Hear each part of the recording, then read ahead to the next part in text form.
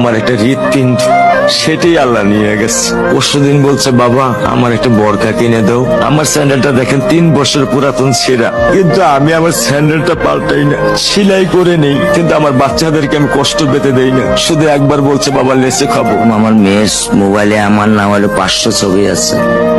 আমি এখনো সাহস পাইনি আমার মেয়ের একটা ছবি বের করে দেখতে। আমার সে সাহস নাই। আমি সেই সাহস হারাই ফেলছি, কারণ ও আমার ছিল হৃৎপিণ্ড। ওর জীবনে এমন কোনো চাওয়া নাই যেটা আমি পূরণ করি নাই।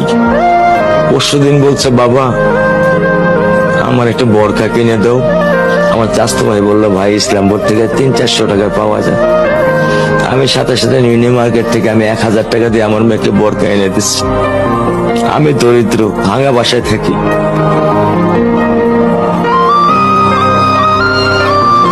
আমার একটা হৃৎপিণ্ড, সেটাই আল্লাহ নিয়ে গেছে। পরশুদিন বলছে, বাবা আমার একটা বরকা কিনে দাও। আমার স্যান্ডেলটা দেখেন 3 বছর পুরাতন ছেঁড়া, কিন্তু আমি আমার স্যান্ডেলটা পাল্টাই না, সেলাই করে নেই, কিন্তু আমার বাচ্চাদেরকে আমি কষ্ট পেতে দেই না। শুধু একবার বলছে, বাবা লেচে খাবো। আমার মেয়ের মোবাইলে আমার নাম হলো 500 ছবি আছে।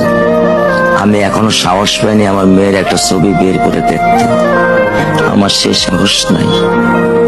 আমি সেই সাহস হারাই ফেলছি, কারণ ও আমার ছিল হৃৎপিণ্ড। ওর জীবনে এমন কোনো চাওয়া নাই যেটা আমি পূরণ করি নাই। পরশুদিন বলছে, বাবা আমার একটা বরকা কিনে দাও। আমার চাচতো ভাই বললো, ভাই ইসলামপুর থেকে 300-400 টাকা পাওয়া যায়। আমি সাথে সাথে নিউনি মার্কেট থেকে আমি 1000 টাকা দিয়ে আমার মেয়েকে বরকা এনে দিচ্ছি। আমি দরিদ্র, ভাঙা বাসায় থাকি।